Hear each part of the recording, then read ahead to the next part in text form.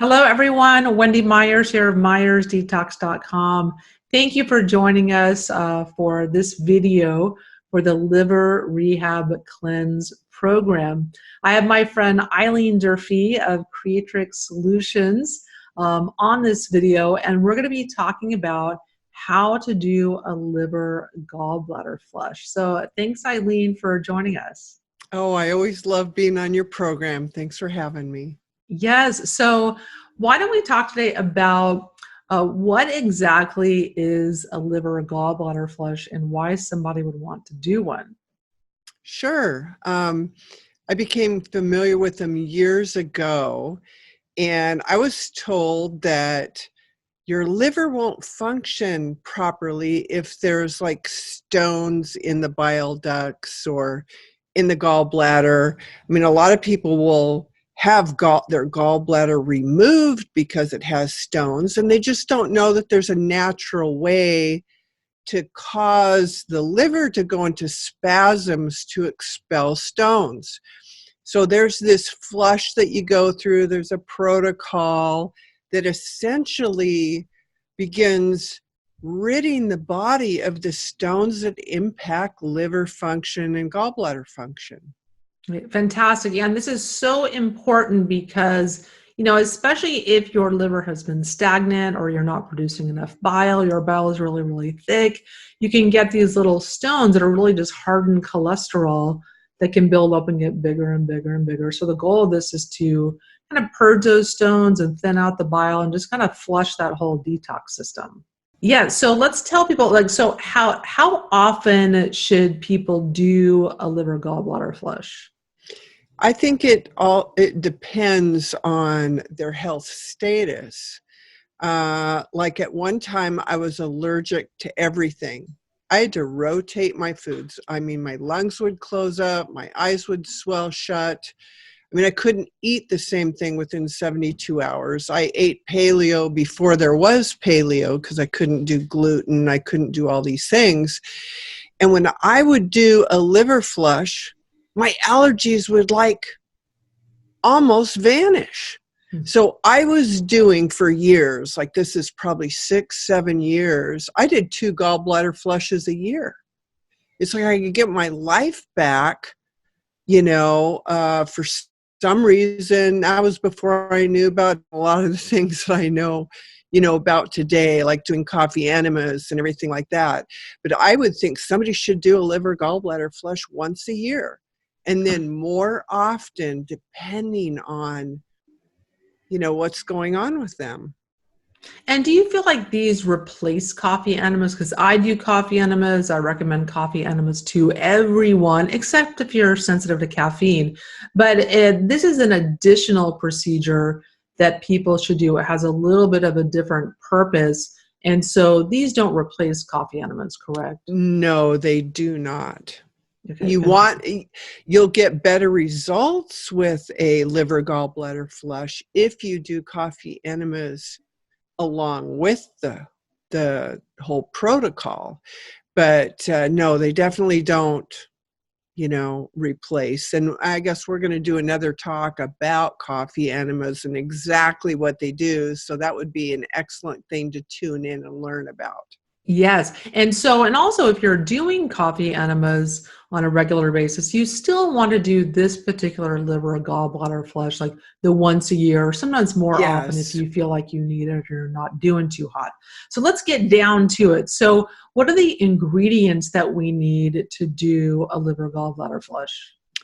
That really depends if somebody's got candida issues or diabetes, because I have my favorite liver gallbladder flush that I modified because my history, I had a terrible problem with candida. But most all your liver gallbladder flushes out there, the number one ingredient in preparing for that is to juice apples. You either have to do them fresh or to get the jugs that are in the refrigerator section that don't have any preservatives added to them. But the apple juice is one of the key ingredients. Another ingredient, and this really is different. I mean, there's probably 12 different ways you could do a liver gallbladder flush. The one, and then I've, after I did the one with the FOS drops, there's that you put in this apple juice and you drink days before you actually drink some olive oil. And yeah, that's kind of nasty. And there's a trick to help with that. But there's actually liver gallbladder flushes where you do a lot of Chinese herbs, and there's just so many protocols. Hulda Clark had her protocol. There's just tons of them. And I've probably done about 8 different versions. And my favorite one is the one that we're going to be talking to you about. That doesn't mean that other liver gallbladder flushes don't, get the job done. And, each person is different. Fantastic. Yeah. So for the ingredients, we're going to need 3 quarts of fresh apple juice, 1 cup of olive oil. We want the nice, organic, cold expeller pressed. And then we want 1 lemon to be juiced when you're going to mix it in. The Ultra FOS drops and the Oxy Mag caps or powder, what's called magnesium 07 is another name for that powder. Or Homozone. Okay. From the German Dr. Blass. It's just a lot easier to take in capsules. Yeah. That black powder can get messy. And what are the Ultra FOS drops? What are those?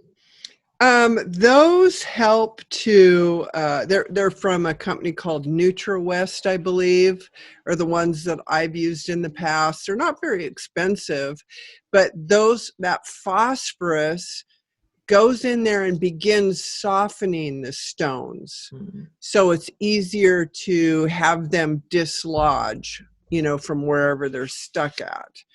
And so you're going to be drinking that, with the apple juice, and you're going to do that for days before you start the flush. And then another important thing is the Oxy Mag caps. Now, those are basically ozonated magnesium. So they need an activator. Because if you just take ozonated magnesium, you're going to get a little bit of magnesium. But if you take those with hydrochloric acid or like lemon juice or apple cider vinegar, because that acid is going to interact with the ozonated magnesium and it's going to release large amounts of oxygen. So it's actually going to consume the magnesium. It's like you don't take Oxymag caps to get magnesium. We all know that if we take a bunch of magnesium, we can get diarrhea. Well, this Oxymag, if you're very toxic, after you take it, you can feel like you're going to vomit. It's just because of that really strong release of oxygen and detoxification that takes place. But basically, you want to work up with the Oxymag so that your stools are very loose. And that way, when the liver begins to contract and expel those stones, it'll come out your intestinal tract faster. Because the worst thing that can happen is to do a liver flush or gallbladder flush and then be constipated, because then those stones and stuff aren't going to come out. And so that's the whole reason for the Oxymag. Kind of like if you're going to go get a colonoscopy, they give you that to just clean everything out. And so we want to get rid of all the debris that could be slowing down the process of dumping these stones. Yeah, and that can be good to do coffee enemas also. So you're kind of cleaning out the fecal matter. And I can't imagine doing a liver gallbladder flush after you drink the olive oil, which we'll get to all the little steps in a second. But I can't imagine doing one without following that with a bunch of coffee enemas, a series of coffee enemas to just get all that stuff out of your body. Well, if we could convince everybody to do a daily coffee enema at least 2 weeks before they did this, then they're their flush will be more effective, and then to continue doing them. So probably be easier too. Probably yeah. we'll have an easier time of it. So let's get to step one of how to do a liver gallbladder flush. So what's the first step? Well, you're going to drink 1 quart of apple juice per day, but you're going to mix in 90 drops, those phosphorus drops from NutraWest, into each quart of apple juice. Now, you don't have to jug the apple juice down. You can drink it throughout the day, but you want to be able to consume that quart within the day. However, like myself, I wasn't able to tolerate that many carbohydrates because it fed the candida, or somebody with diabetes, maybe they won't be able to handle that. So all you have to do is use like some distilled water with fresh lemon squeezed in it with the phos drops. So you're making sure you're drinking that quart with the 90 drops of the phosphorus liquid in there. And additionally, one of the reasons why the apples work so well with this flush is they contain naturally occurring amounts of malic acid. So another good idea, however, it's optional, is take like 500 milligram capsule of the malic acid and just open it up and mix it in there, shake it up with, the lemon and the phos drops. And then you're not getting all the sugar, but you're still preparing your body to expel the stones easier. Yeah, and that's a good thing because some people just don't want the carbs. They don't want the sugar for whatever reason. And so that's a great substitute, just doing the water, lemon, ultra-phos, and then taking malic acid capsules. So I know at each quart of apple juice, there's about 400 to 600 milligrams of malic acid. So for each quart you're supposed to drink, just do about 500 milligrams of malic acid. Yeah, and there's some capsules out there that are 1,000 milligrams. Just put a half of one in there.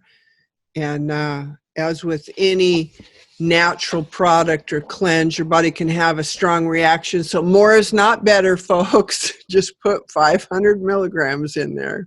Yeah. After you've done this a few times and you're a pro, then you can experiment around. Yes. Yeah. And then so you want to repeat that every day for about 3 days. And you want to just eat normally, eat how you normally eat. And then, but it works good if you just kind of do some juice or just some soups and light meals. You want to reduce animal protein and like fats, don't you, when you're doing a liver flush? Yeah. I mean, I never did all the way, but I, probably reduced it by 50%. There's people that just do juices and soups and, really get into more of a fast as well. But, your liver, if it's got a bunch of stones in it, or if you're one of those people that don't tolerate fats really well, that's a sign of a sluggish liver or gallbladder problems. And so for you, it would be really good to cut out fat. And most people have underactive adrenal and thyroid gland, and so fat slows down your metabolism. So reducing fat during this time is a good idea for most everyone. Yeah, just take that burden off the liver to have to deal with that. And so what is step 2 in the liver gallbladder flush? Well, this is the part that Wendy didn't tell you should have a bottle of Coke or a can of Coke. I mean, we're sitting there thinking, oh my gosh, this is a healthy thing. We're not going to tell somebody to take, a soda pop. However, if somebody is gagging so much that they're almost ready to vomit up what we got to have them drink, believe me, 1 can of Coke twice a year for this flush, it's well worth it. Because, you take your olive oil, 1 cup of olive oil. That doesn't seem like a lot, but you got to drink that. And it's going to get in your mouth and it's going to feel really weird and you're going to want to gag and it's just like not so good. So when you put that olive oil and, this fresh lemon in there, when you put the Coke in there, it's going to start foaming and you mix it up and then you drink it, and you don't have that gagging, you don't have the I want to vomit kind of thing going on. It really helps. So even though I would tell somebody never drink soda pop, this is the one time I'm going to say you can have one can. Yeah, and it's totally optional. You don't have to do it if you're just you don't have to, but it's a good idea to have some extra wedges of lemon so you can just bite down in your teeth, because your teeth are going to be all oily, and that alone is going to make you feel like, you know, you want to gag or whatever. But then the next critical thing is immediately, don't like walk around.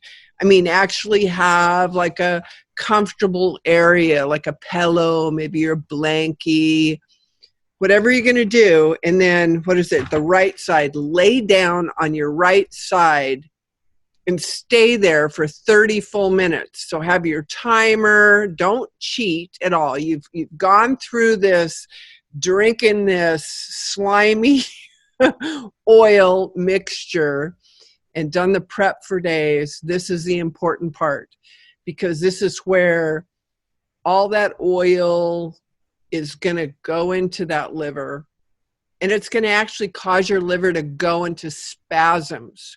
And this is you're not going to actually feel it, you know, when you're doing this. Actually, when you're laying down, you don't know that your liver is going into spasms, but it is. It's contracting and it's pushing and it's beginning to clear those bile ducts. Okay, fantastic. And so let's talk about step 5. So when you mentioned, like, when 30 minutes have passed, you can move around a bit, but it's going to take about 8 hours for the flush to work on to eliminate all these stones. So you want to probably do this in the morning, right? You want to drink the olive oil mixture and the lemon and the Coca-Cola. And I would do it on a weekend. Yeah. Because some people will eliminate sooner than 8 hours, and you don't want to be at work stuck in the bathroom. Yeah, exactly. And, you know, and another thing is doing it on a weekend so you can put a colander in the toilet. I mean, the first time I did the flush, there were these round green things floating in the toilet.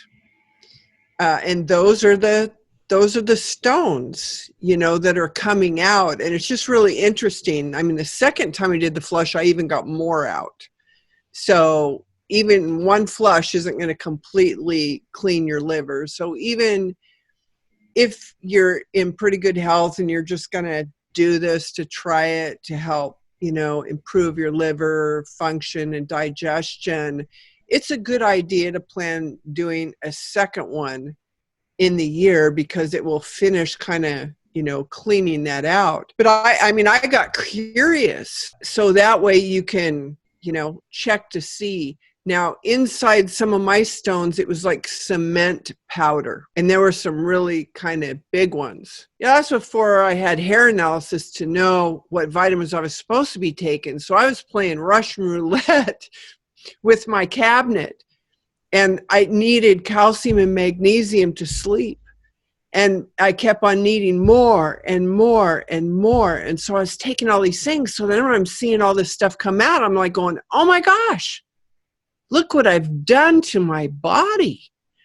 You know, so it's kind of interesting, you know, it really, I think, motivates somebody to be able to do something better for their body once they do a flush and they actually see what's going on. And so do it on a weekend, do it at the privacy of your home.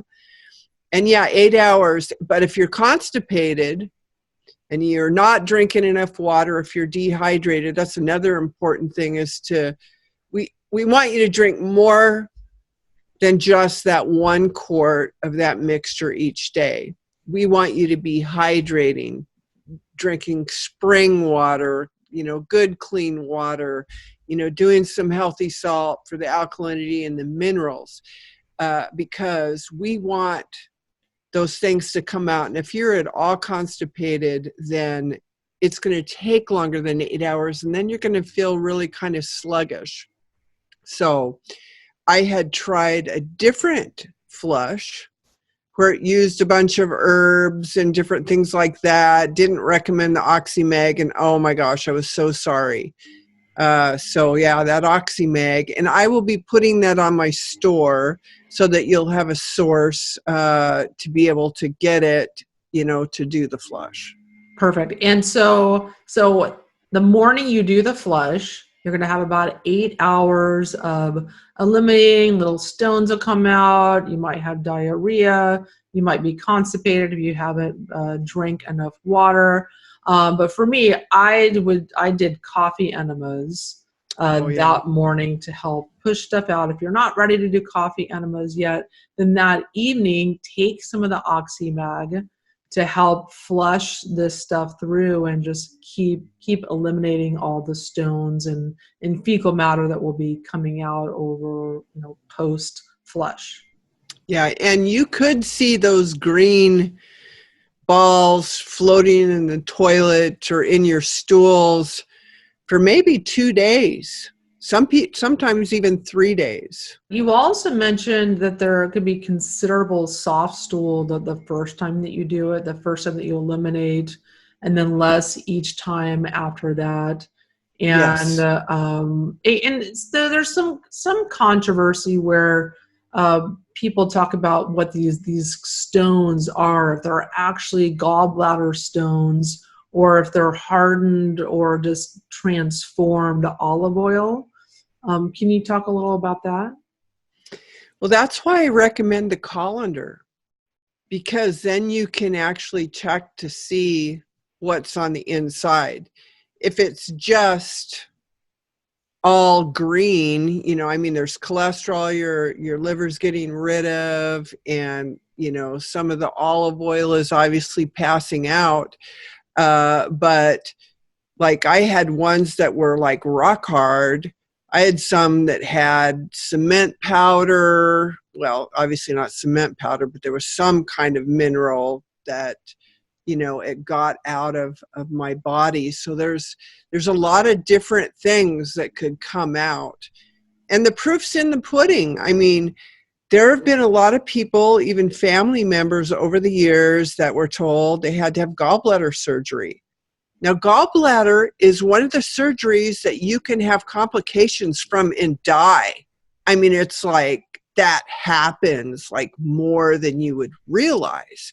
So it's like if a person could, spend a week and do a gallbladder flush and get some stuff out, and then they feel better, like some of these relatives over the years, where then their doctor said, oh my gosh, you don't need surgery. I mean, how great would that be? So there's obviously skeptics. The doctors didn't recommend doing a liver gallbladder flush, but a lot of people will have the pain in their ribs and have that pain from their gallbladder for a long time, even before a doctor will say, let's do surgery. They'll put them on a special diet and reduce all their fats and everything like that.